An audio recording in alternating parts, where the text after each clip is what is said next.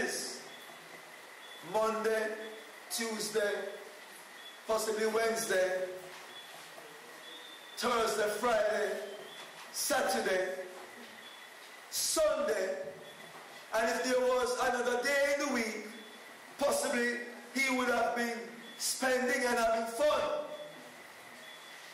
But I'm not so much going to speak about his fun or his journey per se. I'd love for us to look at the whole transformation concept. And in Romans, when Paul wrote to the church or the saints there in chapter 12, he spoke about our minds. In verse 2, he spoke about renewing our minds. Be not conformed. So if there is to be a change, then our minds must play an important part in bringing about this change. So there are two basic types of change. One that is brought about by conforming, and one that is brought about by transforming. And let me explain the difference to you. When you conform, a change is brought about externally. In the case of the prodigal son, he was pretty rich going out and have a lot of stuff. But then he began to be in want. His money ran out. The parties, though, kept going on. He had to stop. Simply because there was a change. Externally, his money ran out. Coupled with that, there was also a famine that was brought on the land. He began to work. And he was put to work in a pig pen. And if you know anything about pigs or swine or hogs, when they are eating, they sit about moving and food flying left, right, and center, and they head down. But this is the situation that he found himself in. So there was an external change, but he had to eat. But the internal change came about when he realized his position. When he realized where he was. And he said to himself in verse 17, it reads, when he came to his senses, he said, how many of my father's hired men have food to spare, and here I am starving to death?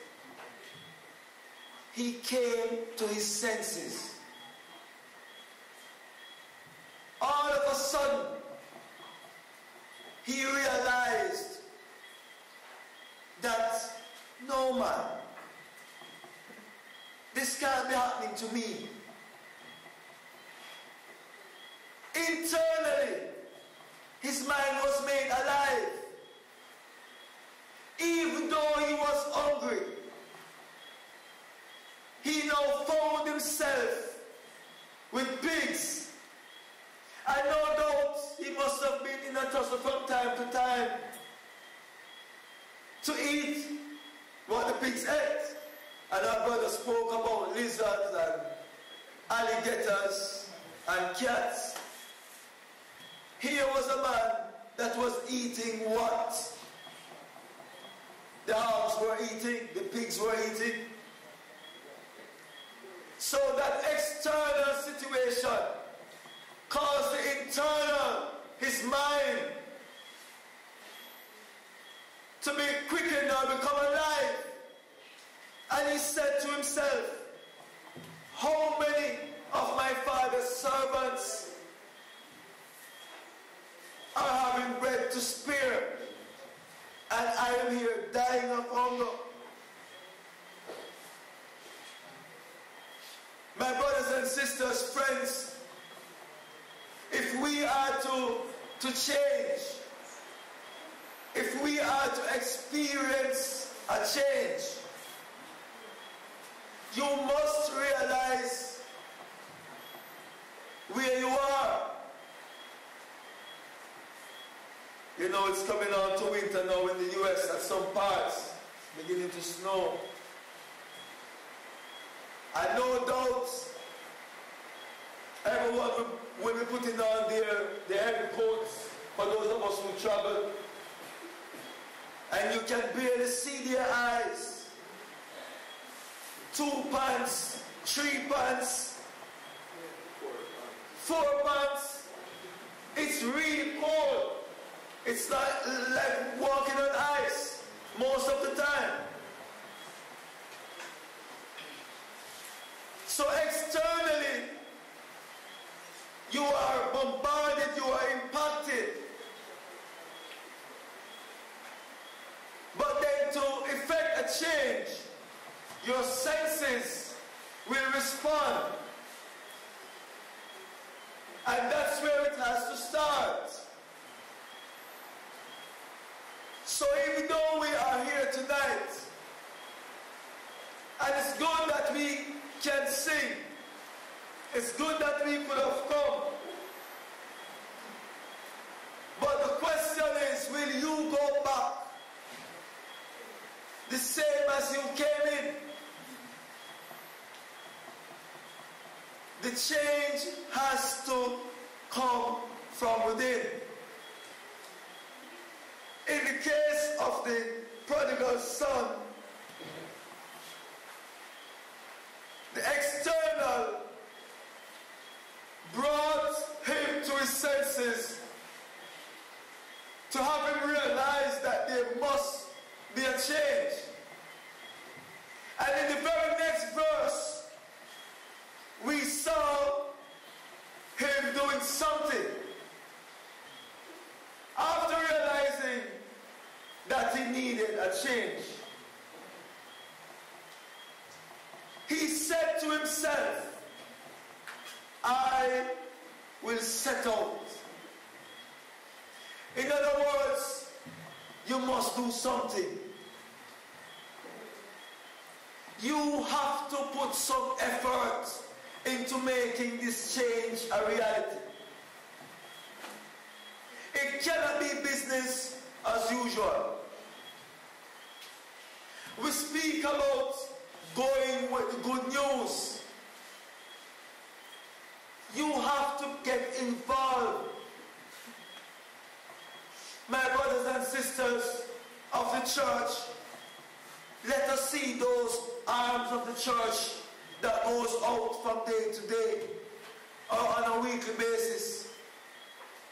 Let us align ourselves with them and go with the good news.